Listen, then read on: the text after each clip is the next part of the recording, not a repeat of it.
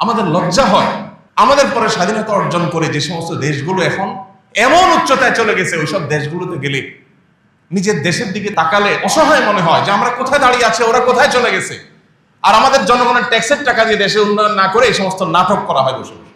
আপনারা হলে আর্টিজান হামলার সময় দেখেছেন যে ওখানে হামলাকারীদের একজন তার সোশ্যাল মিডিয়াতে দেখা গেছে সে ডক্টর জাকির নায়েকের পেজে লাইক দিয়েছে, বাস এই অপরাধে পৃষ্ঠবি বন্ধ।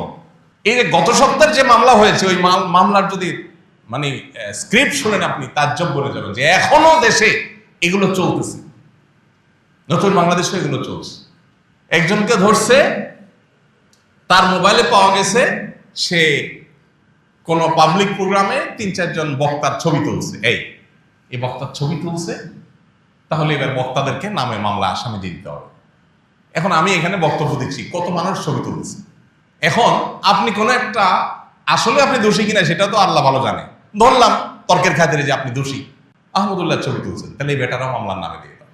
আইন শৃঙ্খলা রক্ষাকারী বাহিনীর ভাইয়েরা তারা হাসির পাত্র হওয়া থেকে তারা সিরিয়াস কবে হবেন আমি জানি না। তাদের মধ্যে ন্যূনতম, বিশেষ করে যারা এই কর্মকাণ্ডগুলো করে, তাদের মধ্যে ন্যূনতম লজ্জা, শরম, দায়িত্বশীলতার কোনো জায়গা তাদের আছে কিনা আমি জানি না। আপনারা দেখেছেন আরেকজন বক্তাকে গত আমলে গ্রেপ্তার করে সম্ভবত 2-2.5 বছর জেলে রাখা হয়েছে। কি অপরাধ? যে একটা ছেলে উত্তরবঙ্গ না কোন জায়গা থেকে ধান কাটার কাইচি নিয়ে ঢাকায় আসছে সংসদ ভবন ভাঙবে সেজন্য।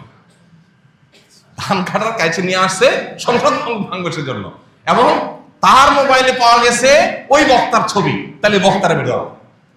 মগের মল্লুকের গল্প আমরা অনেক শুনেছি, কিন্তু মগের মল্লুকের বাস্তব রূপ আমরা দেখি নেই। দুর্ভাগ্য আমাদের, আমরা এখন সেটা দেখছি। প্রিয় ভাইরা আমার, এই কথাগুলো আপনাদের সাথে বলার উদ্দেশ্য হলো, আপনি আমি যদি সচেতন না হই, তাহলে এইভাবে একের পর এক নাটক করে করে দেশটাকে গোল্লায় নিয়ে যাওয়া হবে।